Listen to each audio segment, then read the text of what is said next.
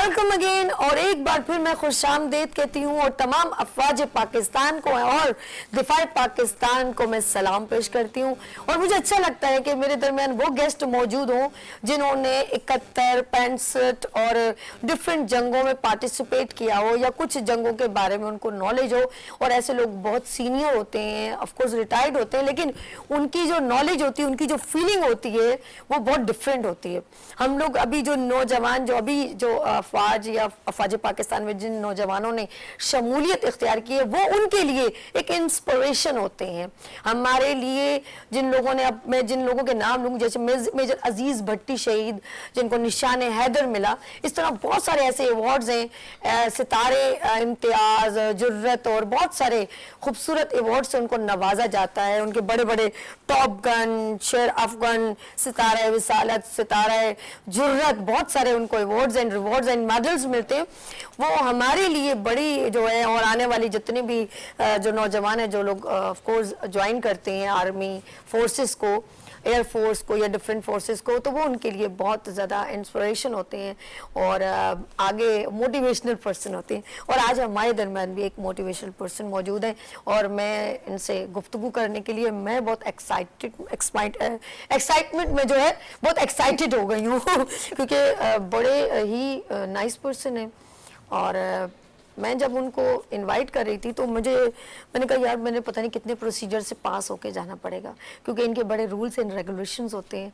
इनको of course एक permission मिलती है, दैन फिर हमें मीडिया को ज्वाइन करते हैं। और हमारे लिए इस वक्त बड़े एजाज़ की बात है एंड गुड मॉर्निंग विद सभी के लिए एंड वीनस एचडी के लिए, और मैं उनको सलाम पेश करती हूँ।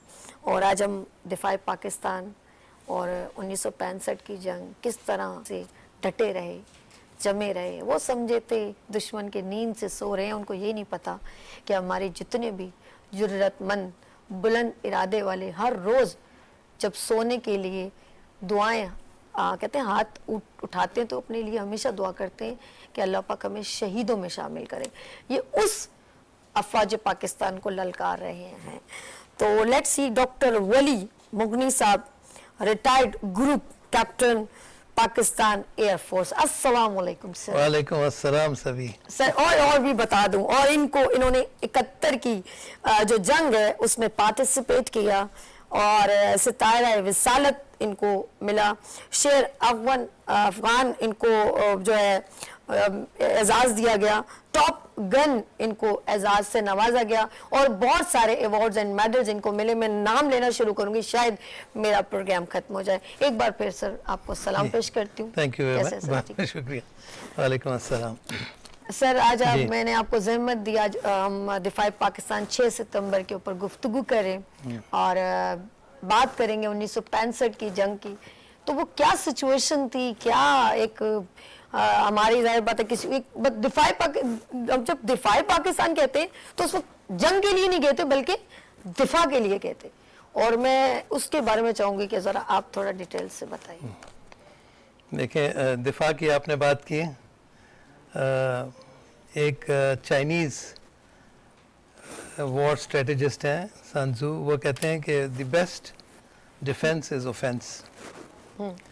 तो बहरहाल 65 की जो जंग थी उसमें बहुत ज़्यादा वलवला था, जज्बा था और लोग बिल्कुल अपना जान देने के लिए तैयार थे।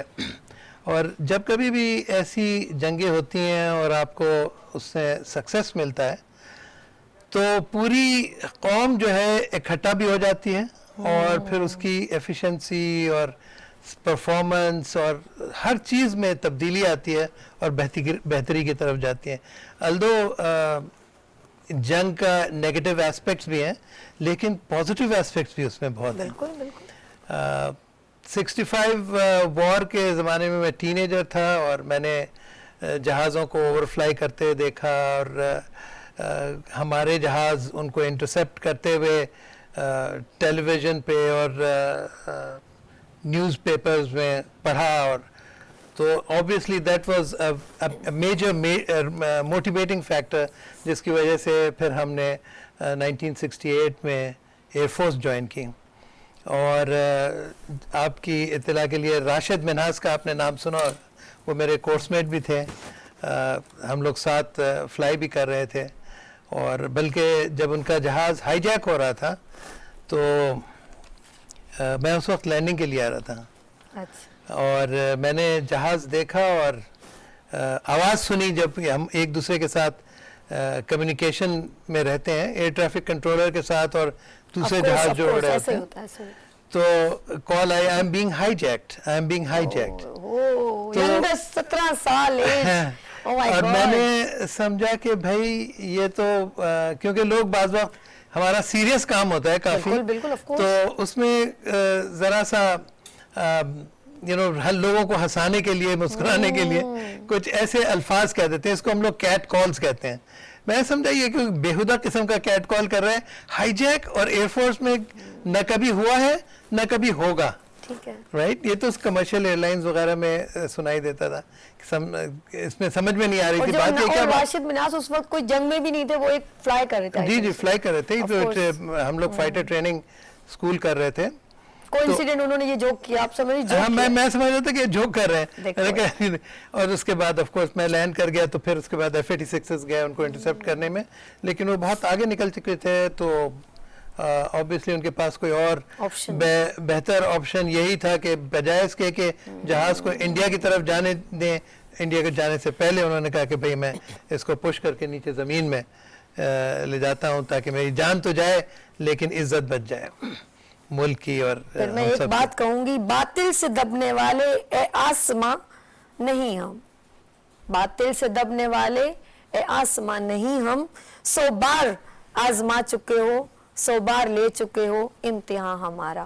तो मैं कहूंगी कि हमारा एक एक शहीद, एक एक नौजवान मर मिटने को तैयार होता है, Absolutely। लेकिन वो सेक्रीफाइस और झुकने को तैयार नहीं होता। बिल्कुल सही कह रही हैं आप। और ये वाकई दूसरा मैं आपको बताऊं कि पाकिस्तान एयरफोर्स का जो रोल किया है, ज़्यादातर लोग बात नहीं करते इसके बारे में। जो न्यूक्लियर हमारा इंस्टॉलेशन है, और जब वो बन रहा था तो हम लोग रात भर एयर कॉम्बैट पेट्रोल करते थे, यानी ये जहाज़ इस ताक में रहते थे कि कोई दुश्मन ना आए। और कई दफ़ा ऐसा हुआ कि दुश्मनों ने जब देखा कि ये इतने रात भर के लिए अपनी तैयारी कंप्लीट रख रहे हैं और इतने जहाज़ हमारे लिए आने के लिए वो आएंगे और उनको मारेंगे, सही। तो हमको इतनी तक इंस्ट्रक्शंस थी, आप यकीन करें कि, और जज्बा भी यही था कि अगर हम मारें और हमारे मिसाइल्स और गन्स ख़त्म हो जाएं तो हम खुद घुस जाएंगे उन तोपों के नीचे लेट जाएंगे और चीर देंगे, ऐसा ही और जहाज के अंदर घुस जाने दे देंगे अपने जहाज को। तो मतलब ये जज्बे की मैं बात कर रहा हूँ कि ये इस तरीके का जज्बा जब होता है तो कौमें जो है बहुत अच्छी तरह अपने आप को इकट्ठा कर लेती हैं, और फिर उसके बाद आपकी एफिशिएंसी और सारी चीज़ें बेहतरी की तरफ आने लगती हैं।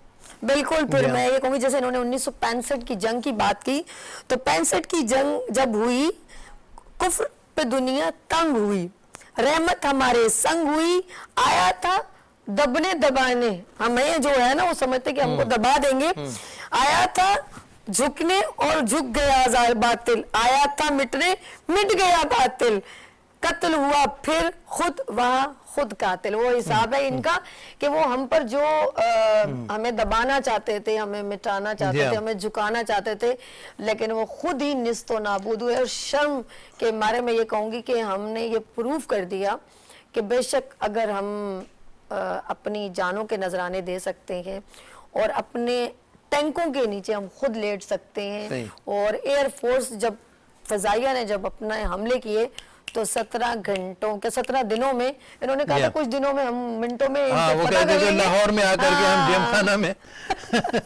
ड्रिंक्स करेंगे, और 17 दिनों में उनको बता दिया कि पाकिस्तान और पाकिस्तान की अफवाज क्या है। अच्छा जी, मैं जी सर, एम आलम का जिक्र करना बहुत ज़रूरी है, बहुत ज़रूरी है कि उन्होंने वर्ल्ड रिकॉर्ड कायम किया। 30 सेकंड्स के अंदर 4 जहाज मारे, 30 सेकंड्स के अंदर, 30 सेकंड, और जेट में ये आज तक कभी नहीं हुआ। और फिर 5 उन्होंने जहाज उसके बाद एक और मारा, और टोटल उनके किल्स मेरे ख्याल 11 थे। बट कहने का मतलब ये है कि वो ऐसे मोटिवेशनल फैक्टर थे कि शुरू ही से उन्होंने ये अपना सिक्का जमा दिया।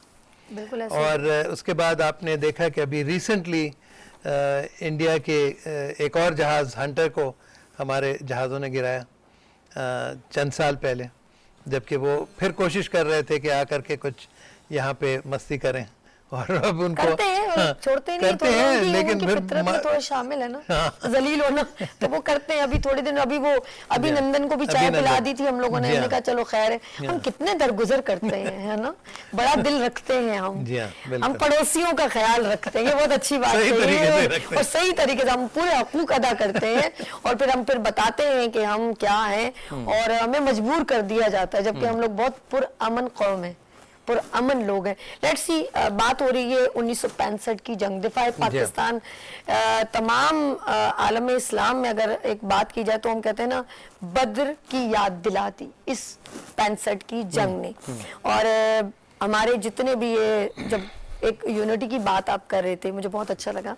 और 1965 की जंग में ये नहीं देखा गया, जब ये बात मैंने सुनी, जिसको मैं आपसे शेयर करना चाह रही हूँ, कि जब ये बात कही गई कि तोपों के नीचे भी लेटना पड़े, तो हर जो है, ये नहीं कि छोटे सिपाही या छोटी कैटेगरी के लोग या नीचे के, वो उन्होंने बड़े जितने भी जिनके आप लोगों के बैजेस होते हैं ना, कि डेलीगेशन होती है, उन सब ने आगे बढ़ के कहा कि सबसे पहले हम।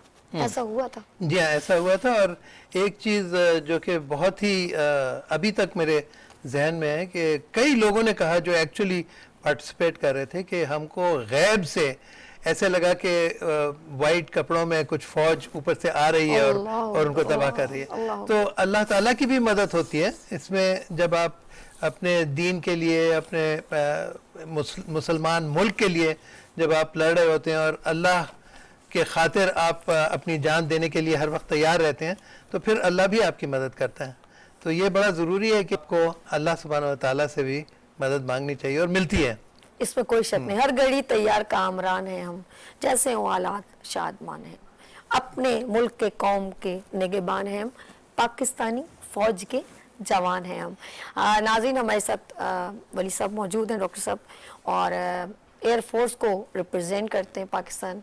और फोर्स की बात करूं तो जैसे हम लोगों ने अभी जिक्र किया राशिद मिन्हास का, एक बड़ा नाम, और बहुत कम उम्र में उन्होंने अपनी जान का नजराना पेश किया अपने पाकिस्तान को।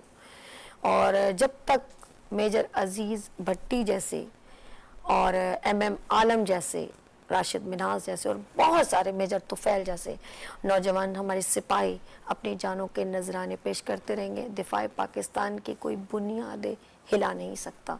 हमारे मुल्क का दिफा करने वाली अफवाज, उन सबको हमारा सलाम। जी नाज़रीन, हम लोग अभी जो है डॉक्टर साहब के साथ गुफ्तगू जारी रखेंगे, लेकिन साथ साथ डॉक्टर साहब देखिएगा, खूबसूरत सा स्कूल का बच्चों का टैबलो है, नूर बेगम मॉडल स्कूल से है, उंगली मत उठाना के बाजू तोड़ के रख देंगे, गलती